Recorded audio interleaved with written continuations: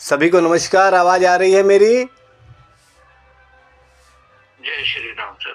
जय श्री राम, जय श्री राम। चलिए आज का सेशन स्टार्ट करते हैं, प्रारंभ करते हैं।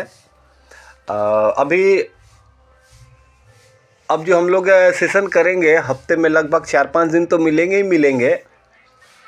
तो अगर जैसे 5 दिन अगर हफ्ते में मिलते हैं तो 5 दिन में 3 दिन या 4 दिन सिर्फ हम लोग का समय होगा, जो अभी 2024 के फेलोशिप में जितने लोग हैं इनके लिए। एक दिन हम लोग सबके लिए कॉमन जनरल क्लास रखेंगे, जैसे हर बार रखते हैं, जिसमें 20, 25, 30 लोग जुड़ते हैं। अभी बाकी दिन हम लोग जितने भी हम लोग फेलोशिप ग्रुप में ही हैं इतने लोग ही बात करेंगे, क्योंकि कई बार मैंने देखा ऐसा हो जा रहा है कि जो भी अपना सेशन चलता है आधे घंटे 30 मिनट 40 मिनट का होता है, और कई बार क्या अधिकतर बार बातें करते करते बीच में ही समय समाप्त हो जाता है। तो इसलिए मेरे को लगा कि अलग अलग ग्रुप के साथ अलग अलग सेशन करेंगे तो ये ज़्यादा अच्छा है, ताकि सभी को इसका फ़ायदा संपूर्ण रूप से मिल सके। तो चलिए 7:04 हो गए हैं। एक एक करके बात शुरू करते हैं। उदय साहब एक बार अनम्यूट हो जाइए। Yes sir. जी नमस्कार। नमस्कार सर। जी बताइए, आपने हैंड राइज करा था। हाँ, एक तो मेरे पोते को ना बार बार बुखार हो रहा है, खांसी नहीं जा रही उसकी। अच्छा 4 साल का। अच्छा 4 साल का बुखार। जैसे बुखार जब हो रहा तो आप वो थर्मोमीटर से चेक कर रहे हैं? हाँ, उसको दादी देख लेती है, नर्स है। अच्छा, तो जैसे एक चीज़ बताइए, अभी जितने दिन से बुखार आ रहा है क्या कभी ऐसा हुआ है कि 102 या उससे ऊपर गया हो? 102 डिग्री फ़ारेनहाइट या उससे ऊपर कभी गया है क्या? Yes yes sir, yes. Okay, ये उसको एक तरह से पता है, ये वायरल इन्फेक्शन है, लेकिन ये वायरल इन्फेक्शन हमेशा नहीं हो जाता है। बरसात के मौसम में नहीं होगा, गर्मी के मौसम में नहीं होगा। ये दिसंबर से फरवरी के बीच में, ये 3 महीने के अंदर ऐसा, मतलब जब भी ठंड स्टार्ट होने वाला होता है या ठंड अपने चरम सीमा पर रहता है तो होता है। इसके लिए एक काम करिए, सबसे पहले तो अब बच्चा है घर पे ही है, आप भी घर पे ही है, तो एक काम करिए कि अपना जो रेडियोथेरेपी का ऑक्सीजन फार्मूला है, यस सर। ये दिन में 4 बार आप बच्चे को दीजिए। अच्छा, 4 बार कैसे देंगे? मान लीजिए बच्चा सो के सुबह 7 बजे 8 बजे जितने बजे भी उठता हो अपना उठेगा। अब बच्चे उठते हैं तो उनका सबसे पहले भूख लगा रहता है। हम उठते हैं तो हमें टेंशन रहता है कि क्लास करवाना है, आपको टेंशन रहता है कि क्लास ज्वाइन करना है। लेकिन बच्चे जो उठते हैं उनके लिए सबसे बड़ी टेंशन यही होती है कि उठते ही भूख लगती है। तो सवेरे उठते ही मान लीजिए अपनी जो डेली रूटीन का काम है ये करने के बाद जैसे ही 2 मिनट का टाइम मिलता है, बच्चे को एक बार ऑक्सीजन ट्रीटमेंट दे दीजिए। उसके बाद फिर दिन में 11-12 बजे एक बार टाइम मिले, मतलब कम से कम 2 घंटे का गैप रखना है। तो यहाँ तो ज़्यादा हो गया, सुबह में मान लीजिए आपने 8 बजे दे दिया एक बार ऑक्सीजन ट्रीटमेंट, फिर दिन में 11-12 बजे एक बार दे दिया, फिर आपने शाम को एक बार दे दिया, और रात को फिर 7-8 बजे एक बार दे दिए। 4 बार ऑक्सीजन ट्रीटमेंट दे दीजिए। आप खुद दीजिएगा, ठीक है सर। ठीक है? एक और चीज होती है उसमें, आध घंटा पहले हमें महसूस हो जाता है और सुस्त हो जाता है बिल्कुल। मैंने उसको रेगुलर वॉच किया है कि वो जब सुस्त होता है उस टाइम टेम्परेचर नहीं होता उसका। एक्चुअली वो सुस्त क्यों हो जाता पता है? ब्लड के अंदर देखो, एक चीज़ है, हम एक्टिव हैं कि सुस्त हैं ये कैसे पता चलता है? तो हमारे बॉडी के अंदर कितनी एनर्जी है। एनर्जी अगर ज़्यादा रहेगी तो हम एकदम चुस्त फुर्त रहेंगे, और एनर्जी कम होगी तो हम सुस्त हो जाएंगे। तो ये एनर्जी मिलती कहाँ से है? तो हम जो भी कार्बोहाइड्रेट, ये कार्बोहाइड्रेट होता है ना शुगर का दुश्मन, कार्बोहाइड्रेट में वो शुगर वगैरह, आलू, चावल, चीनी, गुड़, शहद, ये सब में कार्बोहाइड्रेट होता है। तो कार्बोहाइड्रेट जो है ये आपने देखा होगा शुगर वाले पेशेंट को क्या होता है, उनके खून में तो बहुत ज़्यादा शुगर है, शुगर से ही एनर्जी मिलती है, लेकिन एनर्जी मिल नहीं रही क्योंकि वो अंदर जा ही नहीं रहा है सेल के अंदर। तो शुगर जब ऑक्सीजन के साथ जलता है तो हमें एनर्जी, हमें ताकत मिलती है। अगर देखो सुस्ती लग रही है तो इसका सीधा सा मतलब है कि ग्लूकोज जो है वो ऑक्सीजन के साथ जल नहीं रहा है। अभी देखो इसमें कोई लोग कहता है ओह इनके अंदर तो विटामिन B12 की कमी है, कोई कहता है इनके अंदर विटामिन D3 की कमी है, कोई कहेगा अरे नहीं इनके अंदर फॉलिक एसिड की कमी है। सिंपल सी एक बात है कि कमी तो है, ठीक है, ये रिपोर्ट में हमें दिख जाएगा कि विटामिन D3 की कमी है या B12 की कमी है जब हम लोग टेस्ट करवाएंगे। लेकिन सोचने वाली बात ये भी है कि आखिर ये कमी है क्यों? क्या बंदा कोई सफ़ेद चीज़ नहीं खा रहा, मूली खा रहा है, लहसुन खा रहा है, चाय पी रहा है, दूध पी रहा है, मिठाइयाँ भी खा रहा है, पनीर भी खा रहा है, सब कुछ, मतलब जितने भी विटामिन D3 वाले सफ़ेद चीज़ें होती है, कैल्शियम वाली चीज़ें होती है, सब कुछ बंदा खा रहा है और बाकी लोग भी वही खा रहे हैं। बाकी लोगों में विटामिन D3 का लेवल ठीक है, इनके अंदर कम है। तो क्यों कम है? कहीं ना कहीं कुछ ना कुछ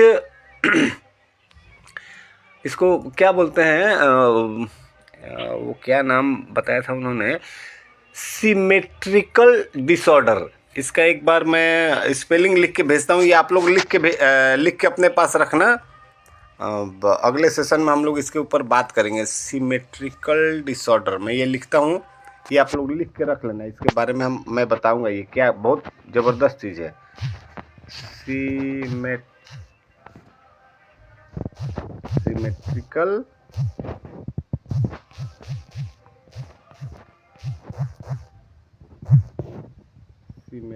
डिसऑर्डर, ये देखिए अभी चैट में मैंने लिखा है सिमेट्रिकल डिसऑर्डर।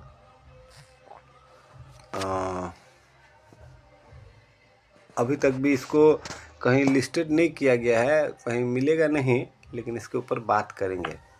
चलिए ठीक है, वो अभी रहने दीजिए, जो करेंगे वो तो फ्यूचर की बात है। अभी और कोई दूसरी और बात है तो बताइए। इसके बाद सर एक चीज और रह गई थी। हेलो, हाँ जी सर, एक पेशेंट है पैरालाइज का। अच्छा, पहली बात तो यह है कि पैरालाइज पेशेंट को हम क्या पाँव से दे सकते हैं ट्रीटमेंट? देखिए एक्चुअली गुरुजी जब ट्रीटमेंट देते थे स्टार्टिंग में, शुरुआत में, तो सबको पाँव से ही देते थे, लेकिन बाद में उन्होंने एक चीज़ देखा कि जो 10 साल या 12 साल से कम के बच्चे हैं उनके अंदर कैल्शियम जनरेशन हो रहा है, उनकी हड्डियां हर रोज़ बढ़ रही है, ऑस्टियोब्लास्ट काम कर रहे हैं, हड्डियां बना रहे हैं। तो उन्होंने कहा कि वहाँ पे हमें कोशिश करना चाहिए कि हाथ से ट्रीटमेंट दें। हालांकि देखो 8 पेन पैर से देने में आराम से दे सकते हैं, लेकिन 8 पेन अगर हाथ से देना हो ना तो अच्छे अच्छे बंदों की हिल जाती है। मैं अभी 2018 की बात बता रहा हूँ, मैं आरोग्य पीठ में था, तो एक दिन एक कोई खास व्यक्ति आए थे, नाम मेरे को नहीं याद है, वो आए थे और दीक्षित जी के साथ डायग्नोसिस हुआ और मेरा 10 बजे से क्लास था और सुबह लगभग 8:30 बजे रहे थे। तो मेरे को दीक्षित जी ने बुलाया, बोले कि इनको ऐसा ऐसा दिक्कत है तो कुछ कर सकते हैं। मैंने कहा कुछ करने का मतलब क्या है, न्यूरोथेरेपी कर सकते हैं। और उनको मैंने पहले तो लिटाया, उल्टा टो फिंगर दिया। अब उल्टा टो फिंगर का मतलब ये मत समझना कि उनको लूज मोशन हो रहे थे या डिसेंट्री होता था, कुछ नहीं था। मैं बताऊंगा क्या प्रॉब्लम थी। मैंने उनको उल्टा टो फिंगर दिया जैसे हम लोग लूज मोशन में देते हैं, और उसके बाद उल्टा नॉर्मल भी दिया, और उसके बाद शिवाजी ट्रीटमेंट दिया। और वो मुंबई के रहने वाले थे, यहीं पे द्वारका में उनका फ्लैट था, तो वहाँ पे आए थे 3-4 दिन के लिए। तो आचार्य जी के पास आए थे, और उन्होंने मेरे को बताया कि इनको ट्रीटमेंट दो, तो मैंने ये दिया। अगले दिन वो आए, तो अगला दिन था 12 जुलाई 2019। अभी हमने अगले 2 दिन के बाद 14 जुलाई 2019 को प्रगति मैदान में आरोग्य पीठ की तरफ से हम लोग एक बहुत बड़ा प्रोग्राम करने वाले थे, वो घुटने दर्द के बारे में। तो 500 लोगों को हमने घुटने दर्द की थेरेपी सिखाई थी और वहाँ पे 2000 लोगों को थेरेपी देनी थी। वहाँ पे बहुत सारे लोग आए हुए थे, उस दिन की बात बता रहा हूँ, प्रगति मैदान में। तो इसकी तैयारियों में हम लोग लगे हुए थे। तो उस बीच में ये बात आई कि भाई चीज़ें सभी के साथ शेयर करनी चाहिए, कहाँ पे क्या होगा, कहाँ पे। Hello hello hello sir, hello hello, मेरी आवाज़ आ रही है क्या? Yes sir, yes sir.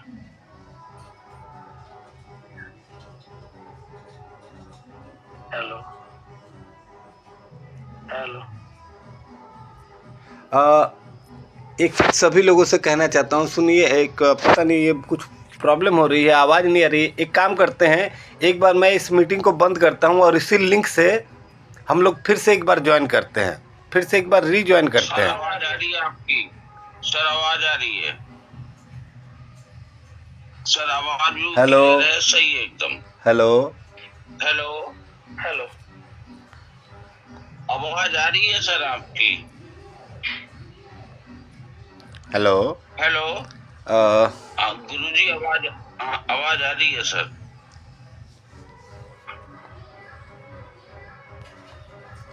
Hello hello Uday जी।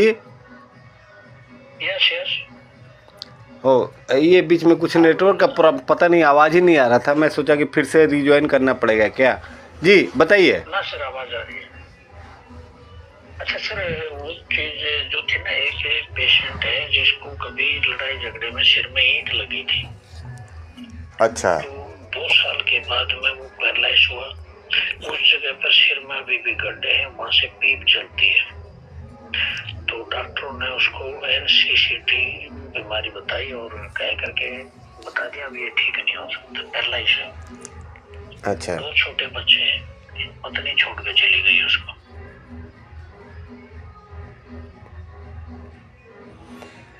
देखो, एक चीज़ है, डॉक्टर्स ने बता दिया ना कि अब इसका कोई इलाज नहीं है, तो ये डॉक्टर्स ने बताया है, ऊपर वाले ने थोड़े बताया है। क्या चीज़? सिर में ट्यूमर भी है, वहां से पीप निकलते रहते हैं।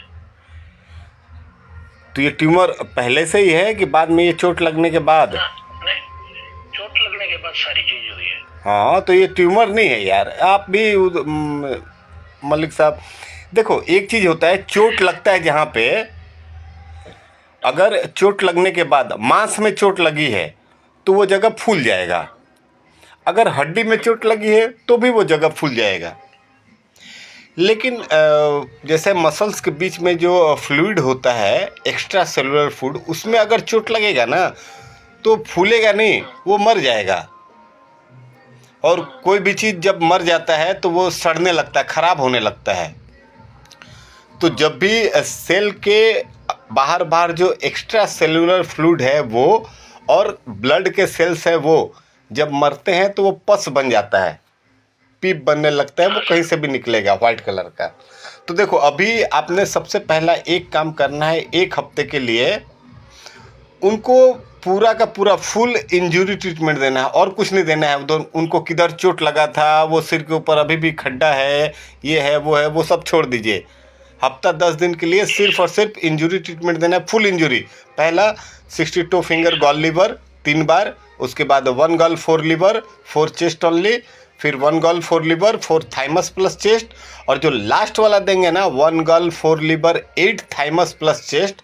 8 थाइमस प्लस चेस्ट के बाद 4 थायराइड ऐड कीजिएगा, क्योंकि मैंने कई बार बताया है कि जब भी हमारे बॉडी से कोई भी लिक्विड बाहर निकल रहा है, चाहे खून निकल रहा हो, चाहे पस निकल रहा हो, चाहे पसीना निकल रहा हो, चाहे सलाइवा निकल रहा, थूक निकल रहा हो, चाहे कुछ भी, कोई भी लिक्विड चीज़, पेशाब ज़्यादा आ रहा हो, कोई भी लिक्विड चीज़ हमारे शरीर से ज़रूरत से ज़्यादा बाहर निकल रही है, तो वहाँ पे हमें 4 थायराइड का ऐड करना पड़ेगा। ठीक है। जैसे चक्कर आते हैं ना सर, चक्कर आने से पहले उसे हाथ में महसूस होता है, कंपन शुरू होती है हाथ के अंदर, फिर उसको चक्कर आ जाते हैं, गिर जाता है। हाँ, वो एक्चुअली क्या हो रहा है, देखिए पहले का जो इंजरी है काफ़ी हद तक ठीक हो गया है, लेकिन वो जो सिर के ऊपर बताना ना, जहाँ पर गड्ढा जैसा है और साइड से वो पस भी निकल रहा है, इसका मतलब वो ब्रेन का कुछ जगह ऐसा है जो पूरी तरीके से काम नहीं कर पा रहा है, उसके ऊपर वो खून का थक्का बना हुआ है, चोट का असर है, वो पस बन रहा है, वो सबने मिलकर उसको दबा के रखा है उस जगह को। एक्चुअली पैरालिसिस में क्या होता है, पैरालिसिस में जैसे क्लॉटिंग हो गया या हेमरेज हो गया, तो दिमाग का कुछ हिस्सा काम करना बंद कर देता है। अभी इसके केस में भी ये सेम हो रहा है कि दिमाग का कुछ हिस्सा काम नहीं कर रहा है, तो दिमाग का कुछ हिस्सा काम नहीं कर रहा, उसको हम काम भी नहीं करा सकते, दिमाग के अंदर हम कुछ नहीं कर सकते हैं। मैं आप क्या इस संसार में कोई भी दिमाग के अंदर कुछ नहीं कर सकता है। आज तक आप देखते होगे मेडिकल साइंस इतना डेवलप हो गया, ये हो गया, वो हो गया, लेकिन न्यूरोलॉजिकल डिसऑर्डर कहें या सिर्फ न्यूरोमस्कुलर डिसऑर्डर कहें, इसके ऊपर बहुत ज़्यादा अभी भी साइंस को बढ़त नहीं मिली और आगे भी नहीं मिलेगी। इसलिए क्योंकि ब्रेन एक ऐसा चीज़ है, जब हरि ने हमारे शरीर को बनाया था, गुरुजी ये बात बहुत अच्छा कहा करते थे कि जब हरि ने हमारे शरीर को बनाया था, तो उन्होंने सारा जो मेन इंजन है ना, वो बीच में दे दिया, दैट मीन्स हमारा पेट। लेकिन सिर्फ इंजन रहेगा तो वो चलेगा थोड़े। अगर वो स्टीम इंजन है तो कोयला और पानी की ज़रूरत है, अगर डीजल इंजन है तो उसके लिए डीजल और मोबिल की ज़रूरत है, अगर इलेक्ट्रिकल इंजन है तो उसके लिए इलेक्ट्रिसिटी और अर्थिंग की ज़रूरत है। तो बहुत सारी चीज़ों की ज़रूरत पड़ती है, तो अलग अलग चीज़ें अलग अलग जगह से प्राप्त हो जाती है। चलिए तो आगे बढ़ते हैं। अभी उनको बस सुनिए ना, पूरा इंजरी ट्रीटमेंट देने के बाद लास्ट में जो 8 थाइमस प्लस चेस्ट देंगे, उसके साथ 4 थायराइड ऐड कर दीजिएगा। ठीक है, थैंक यू सर। चलिए थैंक यू सर। जी महेंद्र जी एक बार अनम्यूट हो जाइए। प्रणाम सर। जी नमस्कार, बताइए। मेरे पेशेंट है सर, उम्र है 21 साल। हेलो, अच्छा 21 साल उम्र है उनकी, आवाज आ रही है सर मेरी? जी जी आ रही है सर। उम्र है 21 साल और 3.5 साल पहले उनकी शादी हुई थी और लेडी है सर। अच्छा। और 3 साल और उसके बाद में 6 महीने के बाद में उन्होंने फांसी खा ली, किसी लड़ाई मतलब किसी कारण। अच्छा सर फांसी से मतलब वो मरी तो नहीं है बिल्कुल भी, लेकिन उनकी हालत ऐसी है जैसे कि पागल हो जाते हैं, सब मुंह से लार आ रही है और हाथ पैर अकड़ रहे हैं, बिल्कुल बोलना चालना उनका बिल्कुल बंद है सर। और ऐसी पड़ी रहती है, ना लैट्रिन की पता है ना टॉयलेट की पता है उन्हें सर, ना खा पाती है, मतलब इतना जोश है। और हाथ पैर सीधे करते हैं सर, सीधे नहीं हो पाते हैं, उनके हाथ पैर भी इस टाइप से मुड़े रहते हैं सर। क्या उसका इलाज है सर अपनी थेरेपी में सर, क्या ठीक हो सकती हो सर? फांसी लगाए हुए लगभग 3 साल हो गए उनको। चलिए इस बार सर रिपोर्ट भी भेजी है MRI की। हाँ वो रिपोर्ट मैंने देखी थी, मैं इसलिए उसको जी कुछ बात बताना चाहता हूँ, सिर्फ आपको नहीं सभी लोगों को।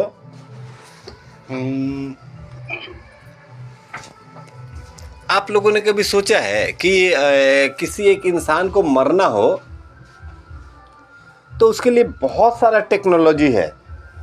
गोली मार दो मर जाएगा, जहर खिला दो मर जाएगा, ट्रेन के आगे फेंक दो मर जाएगा, हवाई जहाज़ से 3000 फीट ऊपर ले जाओ, वहाँ से उसको गिरा दो मर जाएगा। लेकिन एक चीज़ आप लोगों ने सोचा है कि हमारे पूरे दुनिया में जितने भी देश हैं, एक दो को छोड़ करके, अधिकतर देशों में जो खतरनाक क्रिमिनल होते हैं ना, उनको फांसी की सज़ा दी जाती है। ऐसा नहीं कहते कि उसको आग में जला के मार दो, ऐसा नहीं कहते कि उसको जहर दे के मार दो, ऐसा नहीं कहते कि तलवार से उसकी मुंडी काट दो। कहते हैं उसको फांसी पे लटकाओ, हैंग। फांसी पे क्यों लगाते हैं? क्या ये चीज़ कभी आप लोगों ने सोचा है कि हमारे पूरा दुनिया का कानून किसी भी क्रिमिनल को जब मौत की सजा देता है तो फांसी ही क्यों देता है? इसमें एक चीज़ बताता हूँ। सर ये जानकारी नहीं है। हाँ, ये जानकारी नहीं है, तो इसीलिए ये सभी के लिए बता रहा हूँ। और मेरे को लगता है ना, आप गूगल भी करोगे तो ये जानकारी नहीं मिलेगी। इतना ज़बरदस्त हमारे जो शास्त्र है उसमें एक एक चीज़ें जो बताई गई है, आप अगर उसको समझ के पढ़ोगे तो हर एक लाइन को समझने में एक दिन पूरा लग जाएगा। इतना गंभीर चीज़ है। देखो, ये आज की बात नहीं है, पुराने ज़माने में भी लोगों को फांसी की सज़ा दी जाती थी। हमारा जो भारत का आज का कानून हो या पहले का धर्म हो, विश्वास हो, जो भी बात कहें, भारत के लोगों का मानना है कि हर दोषी व्यक्ति कहीं ना कहीं निर्दोष हो सकता है।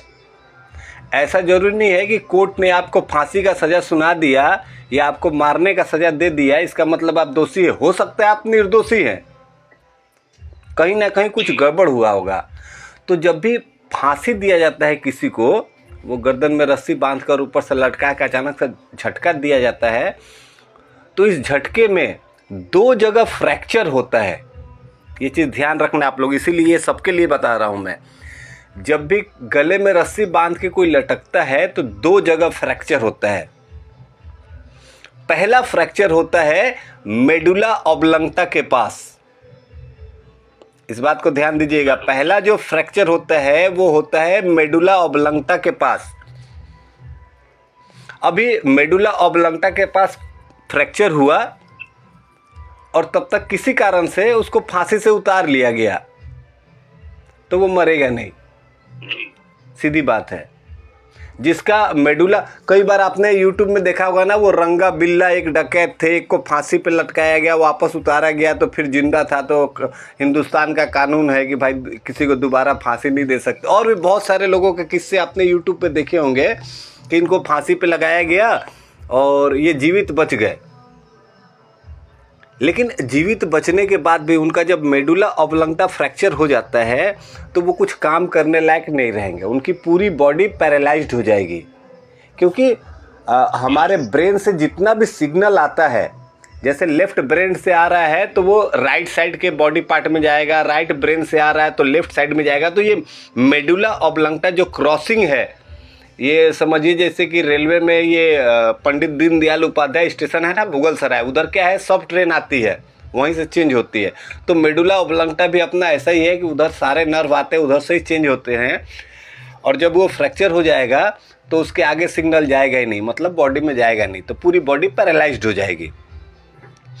तो पहला फ्रैक्चर होता है मेडुला ऑब्लंगटा का फांसी में। और दूसरा होता है C7 और T1 के बीच में, ये जो बड़ी वाली हड्डी होती है ना T1 का, जिधर T1 T2 देते हैं। तो ये सर्वाइकल जहां पे थोरासिक से मैच करता है T1 के पास, वहां फ्रैक्चर होता है। वहां जब फ्रैक्चर होगा तो अब वो फ्रैक्चर हो गया तो बंदा मर गया, उसको नहीं बचा सकते हैं। अगर T1 के पास फ्रैक्चर हो गया तो वो बंदा गया। अभी उसके में देखेंगे आंखें उनकी बाहर की तरफ आ जाएगी, थोड़ा जुबान भी बाहर की तरफ आ जाता है। तो ये मतलब समझ लो देखते ही उनकी नर्व चेक करने की बात नहीं है। अगर आंखें थोड़ी सी आउटर साइड में आ गई मतलब समझ लो T1 जो जॉइंट है वो ब्रेक हो गया है एंड नाउ ही और सी इज डेड। तो ये फांसी जो चीज़ है ये समझ में आया, ये इसीलिए किया जाता है कि अगर कोई बेगुनाह बंदा है तो उसके पास बचने का एक मौका रहे, क्योंकि एक ही झटके में जान नहीं जाती है, 2 झटके में जाती है। तो खैर ये चीज़ है। अभी जो आपने केस डिस्कस किया, अभी इस केस में मैं बता रहा हूँ T1 के पास फ्रैक्चर नहीं है। T1 के पास फ्रैक्चर रहता तो अभी आप ये बात करते ही नहीं, क्योंकि वो तो कब के निकल चुके होते। उनके मेडुला ऑब्लांगटा वाला जो एरिया है वहाँ पे फ्रैक्चर है। अभी अपने शरीर में किधर भी फ्रैक्चर है तो क्या करना पड़ेगा, अपने को इंजरी ट्रीटमेंट देना पड़ेगा। इंजरी ट्रीटमेंट के साथ लास्ट में 1.5 मिनट का गैप करके, अब फ्रैक्चर है तो वो कहीं ना कहीं बोन में फ्रैक्चर है तो उसके लिए अपने को 125 DCC भी यूज करना पड़ेगा। तो पहले इंजरी ट्रीटमेंट और 1.5 मिनट रुक करके 125 DCC। अगला 1 से 1.5 महीना उनको सिर्फ और सिर्फ यही देना पड़ेगा। ये देते देते उनके हाथों की उंगलियों में, पैरों की उंगलियों में कुछ कुछ हरकत आना शुरू करेगी। वो पैर के पंजे हैं, हाथ की हथेलियाँ हैं, थोड़ा थोड़ा हिलाना शुरू करेंगी। देखो बॉडी का जो सबसे दूर का पार्ट है, दूर में हमारे आती है हाथ की उंगलियाँ, पैर की उंगलियाँ। तो कभी भी रिकवरी जब होती है ना तो दूर से पास में आता है। बीमारी देखो, बीमारी जब होती है तो पास से दूर में फैलता है। पहले लीवर में प्रॉब्लम होगा, वो बढ़ते बढ़ते पैनक्रियाज में जाएगा, स्टमक में जाएगा, कंधे में जाएगा, हाथ में जाएगा, पैर में जाएगा, यूट्रस में जाएगा, ओवरीज में जाएगा, प्रोस्टेट ग्लैंड में जाएगा, टेस्टिस में जाएगा, किधर भी जाएगा। बीमारी जब फैलती है तो वो अंदर से बाहर की तरफ फैलती है, और जब ठीक होना शुरू होता है तो वो बाहर से अंदर की तरफ आता है। तो 1-1.5 महीना जब आप ये ट्रीटमेंट कंटिन्यू करोगे तो उनके पैरों के फिंगर्स में, पंजों में, हाथों के फिंगर्स में, पंजों में थोड़ा थोड़ा इम्प्रूवमेंट दिखना शुरू होगा। ठीक है सर? एक बात तो सर, उनके तो हाथ पैर बिल्कुल टेढ़े रहते हैं इस टाइप से सर, और सीधे की करने की कोशिश करते हैं, होते ही नहीं है। देखो अब हम लोग सो जाती है वो, और सोने के बाद में हाथ पैर एकदम सीधे हो जाते हैं, सब पूरी बॉडी अकड़ जाती है। देखो ये एक चीज़ मैं यही बता रहा था, ये एक्चुअली जब भी कोई नर्वस सिस्टम से जुड़ी हुई चीज़ें होती है तो जैसे आपने सुना होगा, एक नर्वस सिस्टम होता है जो हमारी मर्जी से काम करता है, एक नर्वस सिस्टम जो हमारी मर्जी के बिना काम करता है। तो ये मसल्स को कंट्रोल करना है ना, ये वॉलेंट्री भी है और इनवॉलेंट्री भी है। वॉलेंट्री और इनवॉलेंट्री मतलब मेरी मर्जी से, और इनवॉलेंट्री मतलब मेरी मर्जी के बिना। तो जब भी ऐसी प्रॉब्लम्स आती है तो क्या है कि जब हम जगे हुए हैं तो हम कोशिश करते हैं कि जो भी हमारे शरीर में होगा हमारी मर्जी से हो, और हमारा दिमाग उसको नहीं होने देता है। उस समय क्या है, हम हाथ सीधा करने की कोशिश करेंगे लेकिन होगा ही नहीं, वो मुड़ा हुआ ही रहेगा। लेकिन जब हम सो जाते हैं तो हम कोशिश करना छोड़ देते हैं। हम अब ये नहीं सोच रहे हैं कि भाई मेरी मर्जी से हो या किसकी मर्जी से हो, जिसकी मर्जी से हो ठीक है। जब हम सो गए हैं तो उस समय पूरी बॉडी रिलैक्स रहती है, तो रिलैक्स रहता है। ये भी एक सबसे बड़ा सिम्टम है। ये इवन पैरालिसिस में भी देखा जाता है, मोटर न्यूरॉन डिसऑर्डर है, मल्टीपल स्क्लेरोसिस है, ऐसे बहुत सारी बीमारियों में देखने को ये मिलता है कि जब तक बंदा जगा रहेगा ना, जैसे आपने पार्किंसन में देखा होगा, कोई बंदा बैठा है, उसके हाथ हिल रहे, धीरे धीरे हिल रहे। जैसे ही आपने ला करके उनको 1 गिलास पानी दिया, अब वो पानी का गिलास पकड़ने जाएंगे ना तो और ज़्यादा हिलने लगेगा। अभी बैठे थे तो कम हिल रहा था, क्यों? क्योंकि उसके बारे में सोच नहीं रहे थे, अनकॉन्शियस थे। लेकिन जब अब पानी का गिलास पकड़ना है ना तो सोच लिए कि अब इसको पकड़ना ही है, तो जब उसको पकड़ने के लिए कोशिश कर रहे हैं। देखो एक चीज़ ये ध्यान रखना, ऐसी प्रॉब्लम्स में जब भी हम कोशिश करेंगे किसी भी काम को करने के लिए, जब हम कोशिश करेंगे तो प्रॉब्लम बढ़ेगी।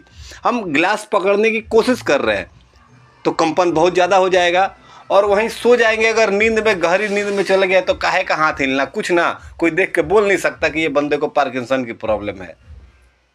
तो सबसे बड़ी बात है कि जब भी हम किसी चीज़ की कोशिश करते हैं तो वो प्रॉब्लम बढ़ती है। और जब छोड़ देते हैं, सो गए, तो बिल्कुल एकदम कोई देख के बोल ही नहीं सकता कि इनको कोई प्रॉब्लम है। तो ये चीज़ भी कहीं ना कहीं विटामिन D3 के साथ संबंध रखती है। इसीलिए जो मैंने बताया ना इंजरी के साथ वो विटामिन D3 का 125 हेलो सर इंजरी के साथ में 125 बताया। हाँ 125 डिसीज जो है ये विटामिन D3 के लिए है। जी इसको दीजिए। इससे धीरे धीरे देखिए, एक चीज़ समझ के रखिए, शरीर के किधर भी कोई प्रॉब्लम हो जाए तो हर प्रॉब्लम को ठीक होने का एक टाइम होता है। जैसे सबसे कम टाइम होता है लीवर का। लीवर में अगर कोई दिक्कत हो गया और आपने सोच लिया ठीक करना है तो वो 3 से 5 दिन में ठीक हो जाएगा, चाहे लीवर फेल क्यों ना हो गया हो, 4 से 5 दिन के अंदर ठीक हो जाता है। सेकंड में आता है किडनी। किडनी के अंदर कोई प्रॉब्लम आ गया, आपने सोच लिया मेरे को ठीक करना है, तो हफ्ता से 10 दिन के अंदर ठीक हो जाएगा। थर्ड में आता है लंग्स। फेफड़े में अगर कोई दिक्कत होगी, आप सोचेंगे कि मेरे को ठीक करना है, अस्थमा हो गया, ब्रोंकाइटिस हो गया है, मैं पहले बहुत स्मोकिंग करता था, बहुत सिगरेट पीता था, सिरोसिस हो गया है, लंग्स के जो एल्विलाई है, हार्ड, कुछ भी हो गया हो, 1 से 1.5 महीने के अंदर लंग्स को ठीक कर सकते हैं। लेकिन जो ब्रेन और नर्वस सिस्टम है, इसको ठीक करने में सबसे ज़्यादा टाइम लगता है। 6 महीने, 1 साल, 2 साल लग जाते हैं। और दूसरी बात, 2 साल में आपने ठीक भी कर दिया तो ये मत समझिएगा कि आपने 100% ठीक कर दिया। एक बार नर्व से जुड़ी हुई कोई प्रॉब्लम हो गई, जैसे सिंपल एक बात बता रहा हूँ, पैरालिसिस हो गया, हम कहते हैं ना कि हाँ हम ठीक कर देंगे, बिल्कुल हम लोग ठीक करते हैं, लेकिन एकदम बिल्कुल पहले जैसा 100% नहीं बना सकते हैं। हो सकता है पहले वो 15 मिनट में 3 रोटी खा लेते थे, लेकिन अब खाएंगे तो वही 3 रोटी खाने में उनको 20 मिनट लगेगा, क्योंकि न्यूरोलॉजिकल डिसऑर्डर है ना, इसमें कहीं ना कहीं हमारा मेटाबॉलिज्म, हमारे सारे एक्शन स्लो हो जाते हैं। तो इसीलिए मैं तो ये नहीं कहता कि 100% ठीक कर सकते हैं। हाँ भाई, 90% तक ठीक कर सकते हैं, वो 10% आपके अंदर दिक्कत रहेगा ही रहेगा। तो ये चीज़ है, ठीक है जी सर। चलिए, थोड़ा देर अभी समय बचा है। अभी सुनील भारद्वाज जी ने भी मेरे को 2-3 बार मैसेज भी किया था, बात नहीं हो पाई इनसे। जी सुनील जी, एक बार अनम्यूट हो जाइए। सर जी नमस्कार। नमस्कार सर। जी बताइए सुनील जी, कल रात को मैंने आपका देखा कि मैसेज आया हुआ है कि बात करनी है, मैंने कहा चलो। बोला था वो सेक्टर 50 में रहते हैं ना, तो हिल डुल भी नहीं पा रहे। मैं जो जाता हूँ तो ट्रीटमेंट तो दे रहा हूँ और वो घर पे भी कर रहे हैं, बट वो कह रहे थे कि किसी का अरेंजमेंट हो जाए तो डेली करके चला जाए। हाँ मेरे को भी थकान हो जाती है सर, ऑफिस से जाके फिर घर आना। अच्छा, हाँ। सुनिए, एक्चुअली आपसे जब बात हुई थी पिछली बार तो मैंने कहा था ना कि 15 तारीख को हो सकता है मैं इधर से निकलूँगा नोएडा के लिए। मेरी बिटिया का भी टिकट था, वो भी यहीं पे है, तो वो टिकट में कुछ दिक्कत हो गया, वो नहीं हो पाया। लेकिन हाँ ठीक है, मैं 25 फरवरी के पहले तक तो नोएडा पहुँच ही जाऊँगा, और उसके बाद मैं देखता हूँ, वहाँ पे अरेंजमेंट करता हूँ इसका। जी सर ठीक है। ठीक है। एक चीज और थी सर, एक बच्चा है, उसको MRI में है tiny and large CSF space in frontal region, scalloping over the right four में, तो उसको ना वोमिटिंग में हल्का हल्का ब्लड आता है, चक्कर आते हैं। अच्छा, अभी एक बात बताओ, अब देखो समय तो कम बचा है, फिर भी जल्दी जल्दी मैं कोशिश करता हूँ। ये जो रिपोर्ट में लिखा हुआ है tiny large cavity in cerebrospinal fluid space cavity, जो भी, इसका मतलब क्या समझ में आया? इसका मतलब क्या समझ में आया? सर वहाँ पे फ्लूइड का जो स्पेस बन गया है, मेरे को क्लियर नहीं हो रहा सर। देखो एक चीज़ समझो, अपना ब्रेन तो समझ में आता है, दिमाग, ये क्या है, एक सॉफ्ट चीज़ है, नरम चीज़ है ना, मांस का टुकड़ा है। अभी कहीं इंजरी हो जाए तो उसके अंदर बहुत ज़्यादा डैमेज आ सकता है, इसलिए हरी ने क्या किया, ऊपर से एक हमारा स्कल बना दिया, खोपड़ी, हड्डी का एक स्ट्रक्चर, कि डायरेक्ट ब्रेन में कोई चोट ना लगे। लेकिन ऐसा भी तो हो सकता है कि हम सिर को तुरंत जल्दी जल्दी दाहिने बाएं घुमाएंगे तो वो ब्रेन अंदर ही अंदर जा करके वो हड्डियों से टकराएगा, तो फिर भी तो इंजरी हो जाएगा। बिल्कुल सर, बिल्कुल। एक डब्बे में अगर आधा पानी भर के उसको हिलाएंगे तो वो पानी अंदर इधर उधर टकराएगा ही। तो वो ना टकराए इसलिए हड्डियों के नीचे और ब्रेन के ऊपर एक पतला सा वो झिल्ली बना दिया गया है, जिसके अंदर वो फ्लूइड होता है, एक लिक्विड होता है जो एब्जॉर्बेंट का काम करता है। जैसे ये आजकल बाइक्स में भी वो ब्रेक आते हैं ना, हाइड्रोलिक ब्रेक, डिस्क ब्रेक, तो वो हाइड्रोलिक के रूप में काम करते हैं। तो वो CSF जो है, सेरिब्रो स्पाइनल फ्लूइड, इसको कहते हैं CSF, जो हमारे ब्रेन और हमारी खोपड़ी इसके बीच में वो एब्जॉर्बेंट का काम करता है, कुशन का काम करता है, झटका नहीं लगने देता है। यही लिक्विड सेम हमारे स्पाइन में भी रहता है। हमारे रीढ़ की हड्डी जो हमारे वर्टेब्रा है उसके बीच से जो स्पाइनल कॉर्ड गई है, उसके चारों तरफ भी सेरिब्रो स्पाइनल फ्लूइड CSF रहता है। अभी देखो, किसी को जाने के लिए जगह बनाई हुई है, जैसे सपोज मेरे को दिल्ली में लाजपत नगर से चांदनी चौक जाना है, तो उसके लिए एक जगह बनी हुई है, एक रोड बना हुआ है, एक रास्ता बना हुआ है। अगर रास्ता जितना है उससे ज़्यादा गाड़ियाँ हो जाए तो क्या होगा, जाम लग जाएगा, जिसको कि क्लॉटिंग कहते हैं। हम लोग हेल्थ के लैंग्वेज में इसको क्लॉटिंग कहते हैं, जाम लग जाना, दैट इज क्लॉटिंग। और दिन भर में गाड़ी जाती है एक, और रास्ते की चौड़ाई है 50 फीट, तो वो दिन भर में एक ही गाड़ी जाती है। तो आने वाले 5-10 साल या 20 साल या 50 साल के अंदर वो एक गाड़ी के जाने का रास्ता जो है उतना छोड़ के बाकी रोड के ऊपर घास उगाएगी। क्यों उगाएगी? क्योंकि उसका यूज़ नहीं हो रहा है। तो हमारी बॉडी का भी एक चीज़ है कि जब वो दोनों स्पेस जो है ना, हमारा स्कल, खोपड़ी और ब्रेन, इसके बीच में जहाँ से सेरिब्रो स्पाइनल फ्लूइड जा रहा है, तो राइट साइड के टेम्पोरल बोन के आसपास, मतलब राइट साइड के ब्रेन में वो जगह जो है थोड़ी सी बढ़ गई है, स्पेस जो है वो इंक्रीज हो गया है, तो अंदर उसके इन्फ्लामेशन आ गई होगी। ठीक है, तो इसके लिए आप सबसे पहले तो न्यूट्रल ट्रीटमेंट और उसके बाद एक मेटाबॉलिक ट्रीटमेंट, ठीक है सर, ये देना है। और ये देने के बाद तीसरे नंबर पे देना है जी heparin, 30 medulla, 8 pen, 7 liver, 8 chest only. ठीक है सर। ये 30 मेडुला क्या है? ये वो ब्रेन के अंदर वो वो कैविटी के अंदर जो इन्फ्लामेशन है इसको ठीक करके और वहाँ पे ब्लड को डिसॉल्व करने का काम करेगा जी हेपरिन। ओके सर, ठीक है, ठीक है सर, थैंक यू। चलिए। इसी वजह से वोमिटिंग वगैरह में थोड़ा सा ब्लड आने लगता है। हाँ देखो, एक चीज़ है, ब्रेन में अलग अलग जो पार्ट है, हर एक का काम अलग अलग है। कोई याद रखने का काम रखता है, कोई याद करवाने का काम रखता है, कोई भूख लगाने का काम याद रखता है, कोई प्यास लगाने का काम याद रखता है, कोई बॉडी टेम्परेचर कितना होना चाहिए इसका काम ध्यान पे रखता है। खाना अगर हमने पालक का साग खाया है तो उसको डाइजेस्ट होने में कितना टाइम लगना चाहिए, ये भी ब्रेन का एक पार्ट याद रखता है। अगर हमने अंडा खाया है तो उसको डाइजेस्ट होने में कितना टाइम लगेगा, ये भी ब्रेन का वही पार्ट याद रखता है। तो ब्रेन के अलग अलग हिस्सों का अलग अलग काम है। अब ब्रेन के अंदर एक खास बात है, पूरा का पूरा ब्रेन कभी मर नहीं सकता, असंभव, इम्पॉसिबल। जब भी ब्रेन के अंदर कुछ इफेक्ट होता है तो कोई एक पार्ट में होता है, कोई एक हिस्सा में होता है। जैसे पैरालिसिस होता है ना, तो लेफ्ट में हो गया,